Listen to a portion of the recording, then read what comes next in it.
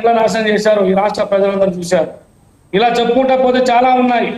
ఈరోజు గ్రౌండ్లు, పార్కులు ఈరోజు ఏది కూడా వదిలిపెట్టకుండా అన్ని తాకట్టు పెట్టున్నారు.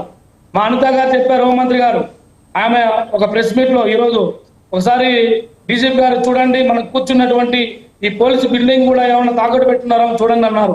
అంటే ఈరోజు వైఎస్ఆర్సీపీ అధికారంలో ఉన్న 5 సంవత్సరాలు విధ్వంసాలు, అరాచకాలు తప్ప ఇంకేమీ లేదు. ఎప్పుడన్నా చూసామా? ఉద్యోగులపైన దాడులు చూసామా?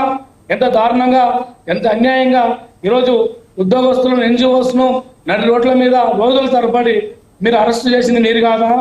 దాడులు చేసింది మీరు కాదా?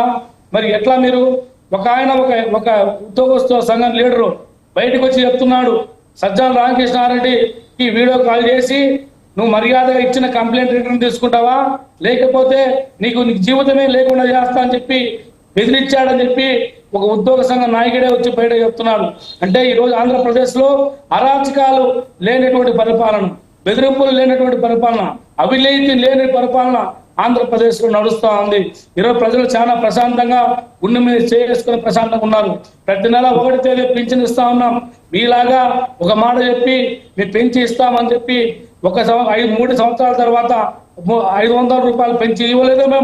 మేము వచ్చిన మొదటి రోజు నుంచే ఈరోజు మేము చెప్పిన ప్రకారం ఈరోజు పెంచి మేము ఏదైతే పెంచుతా ఉన్నామో ఆ పెంచినటువంటి పెంచిన ఈరోజు 1వ తేదీని ఇస్తా ఉన్నాం. మాకు 1వ తేదీని జీతాలు ఇస్తున్నాం. మీరు ఏ రోజున 5 సంవత్సరాల కాలంలో ఉద్యోగస్తులు 1వ తేదీని జీతాలు ఇచ్చారా? ఏ రోజున పింఛన్ ఇచ్చారా? మీరు ఎంతసేపు వాలంటీర్లను అడ్డం పెట్టుకొని గ్రామీణ ప్రాంతాల్లో సైతం ప్రజలను భయపడించుకుంటా, బెదిరించుకుంటా అరాచకాలు వేసుకోవాలి తప్ప గ్రామీణ స్థాయి నుంచి పంచాయతీ స్థాయి, జిల్లా స్థాయి, మండల స్థాయి, రాష్ట్ర స్థాయి ఎక్కడ లేదు.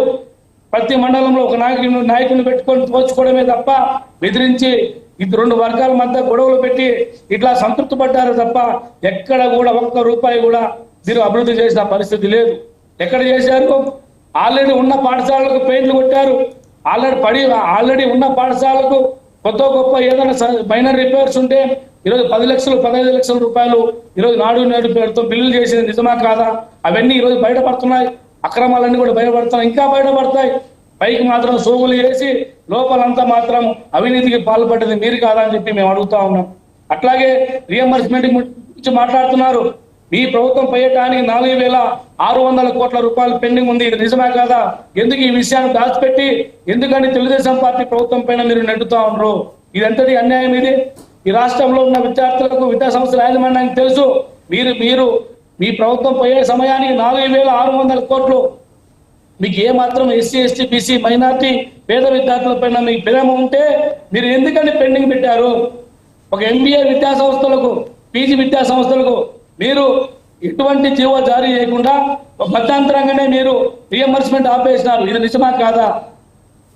మీరు సెటిల్మెంట్కి వెళ్ళారు, యాజమాన్యంతో బెదిరించారు, అగ్రిమెంట్లు రాయించుకున్నారు, అయినా 1 రూపాయి డబ్బులు ఇవ్వలేదు. ఇలా చెప్పుకుంటా పోతే మీ అరాచకాలు 1, 2 కాదు. ఈరోజు ప్రాథమిక పాఠశాల దగ్గర నుంచి ఇంజనీరింగ్ చదివే, మెడిసిన్ చదివేటువంటి కళాశాల యాజమాన్యం వరకు ప్రతి ఒక్కరు కూడా మీ పరిపాలన బాధపడ్డారు. విద్యార్థులకు యాజమాన్యానికి మధ్య గొడవ పెట్టారు. కేవలము మీరు మీ స్వార్థం కోసము మీ పేరు ప్రజల్లో ఉండాలనో, లేకపోతే మీ సొంత డబ్బా కొట్టుకున్న దానికి మీరు చేసినటువంటి ఆర్పాటాలు 1, 2 కాదు, చెప్పుకుంటా చాలా ఉన్నాయి. అయితే రవిశంకర్ రెడ్డి గారు మీరు ఇందాక మాట్లాడుతూ రవిశంకర్ రెడ్డి